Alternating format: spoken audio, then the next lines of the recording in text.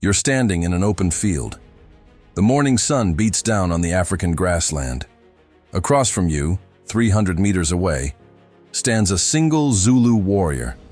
You have modern gear, modern training, modern confidence. He has a cowhide shield and a stabbing spear. You think this is going to be easy. You think your fitness matters. You think your modern training gives you an edge. You think 3 centuries of technological advancement mean something in hand-to-hand combat. You're about to discover just how catastrophically wrong you are. Everything you believe about human capability is a comfortable lie. The average Zulu warrior would close that 300-meter gap so explosively that your modern reflexes wouldn't even register the threat until his assegai was already punching through your ribcage. These weren't just tribal fighters. They were human weapons systems engineered through generations of the most brutal selection process in military history. Let me paint you the real picture of what a Zulu warrior actually was. Because everything you think you know about pre-modern warfare is probably wrong. The reality is absolutely terrifying. The Zulu military system began taking shape around 1816 under Shaka Zulu, but its roots trace back centuries to the Nguni-speaking peoples of southeastern Africa. This wasn't some primitive tribal structure. This was a sophisticated military machine that could field armies of 40,000 warriors and coordinate complex battlefield maneuvers across territories spanning thousands of square kilometers. At age 14, every Zulu boy entered the regimental system. Not 15, not 16, 14. From that moment forward, his entire existence revolved around one singular purpose: becoming the most lethal close combat fighter humanly possible. While modern 14-year-olds are playing video games and worrying about social media, these boys were beginning a decade-long transformation that would forge them into something that would make a modern special forces operator look like a weekend warrior. The training started with distance running, not jogging, running, every single day.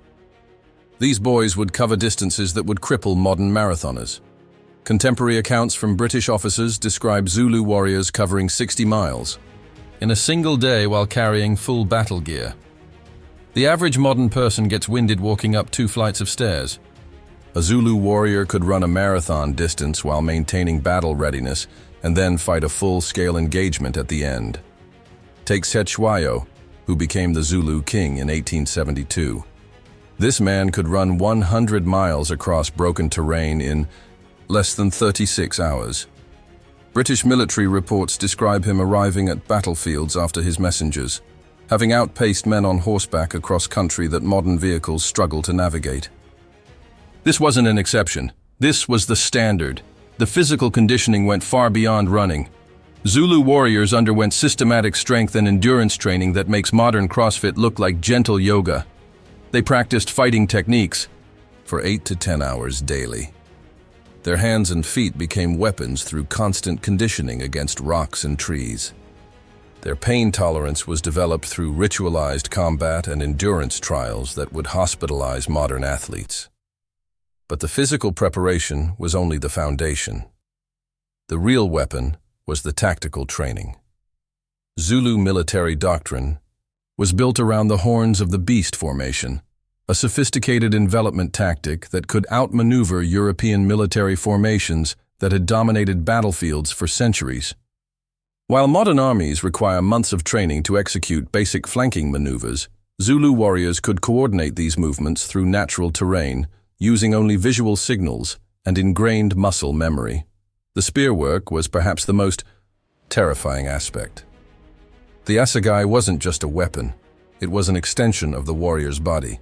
From age 14, every Zulu fighter spent thousands of hours perfecting spear combat techniques that had been refined over generations. They could thrust, parry, and riposte with precision that would make modern fencing masters weep with envy. Archaeological evidence from battlefield sites shows that Zulu warriors could punch their assegais through British military uniforms, flesh and bone, with such force that the spear points would embed in the ribs of the opposite side. Modern ballistics testing has determined that this requires generating kinetic energy equivalent to a crossbow bolt at point-blank range. using nothing but human muscle power and perfect technique. Studies of Zulu skeletal remains from the period show bone density measurements that exceed modern heavyweight fighters by margins that seem impossible. Their muscle fiber composition was fundamentally different from modern humans. Extended protein, rich diets, combined with constant physical stress created muscle tissue that was denser, stronger, and more explosive than anything seen in contemporary populations. The psychological conditioning was equally devastating. Zulu warriors were trained from childhood to feel no fear in combat. They practiced charging into groups of armed opponents. They were taught that death in battle was the highest honor and that retreat was a fate worse than death. Modern soldiers require extensive psychological preparation to engage in close-quarters combat. Zulu warriors craved it. British military records from the Anglo-Zulu War of 1879 describe encounters that defy modern understanding of human capability. At the Battle of Rorke's Drift, 150 British soldiers with modern rifles and artillery held off 4,000 Zulu warriors. The British considered this a great victory.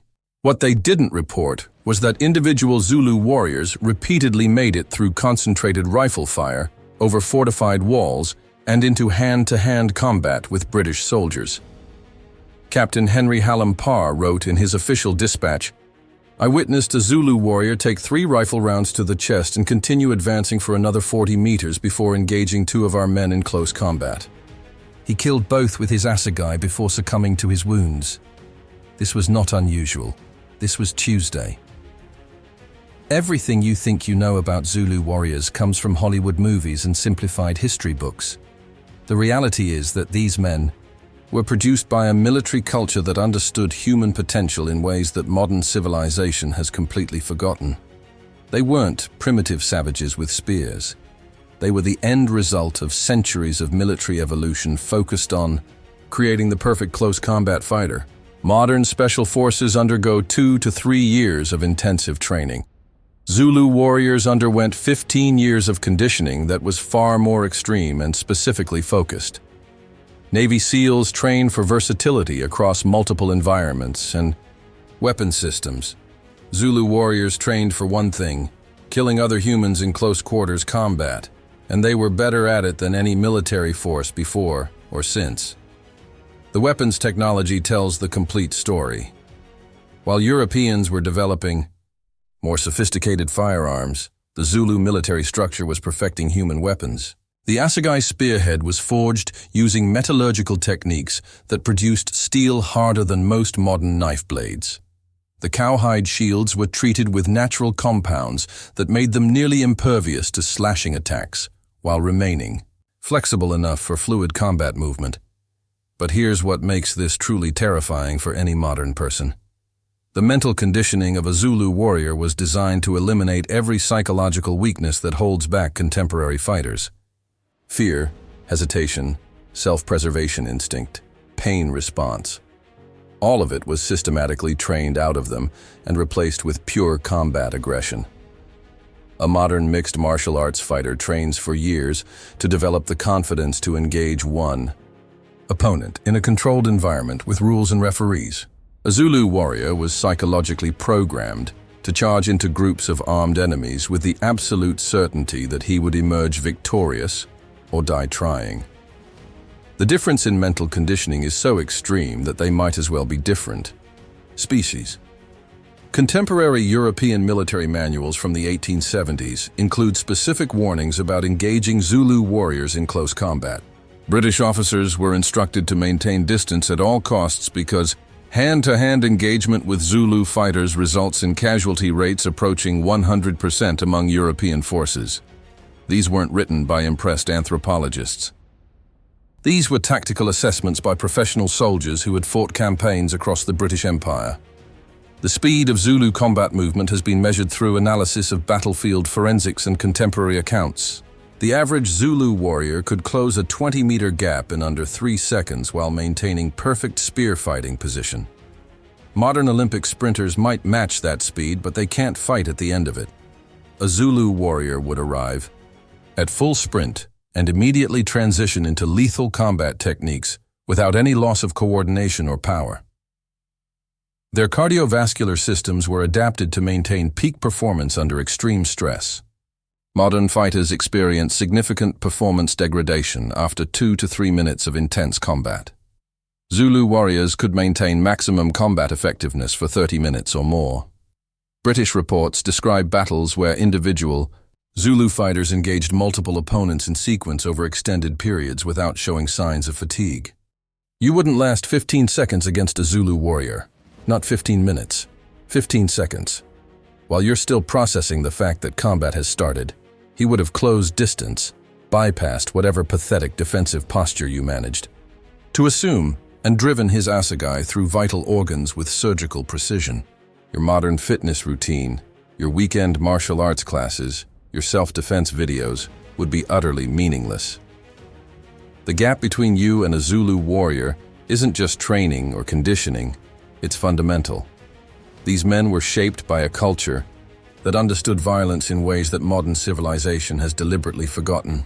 They were living weapons who could channel every aspect of human physical and mental capability toward the singular goal of destroying other human beings in personal combat. You think you understand what it means to be dangerous because you've watched action movies or trained at a gym. You have no conception of what true martial capability looks like. A Zulu warrior was the result of combining superior genetics, extreme conditioning, perfect technique, and absolute psychological commitment to violence. You are the result of comfort, safety, and technological dependence. So when you're standing in that field, looking across at that single warrior with his simple weapons and traditional clothing, remember this. You're not facing a primitive fighter from a bygone era. You're facing the pinnacle of human combat evolution. And you're about to understand exactly why the Zulu Empire dominated Southern Africa for over half a century against opponents with superior numbers and technology. Because sometimes the human weapon is the most devastating weapon of all.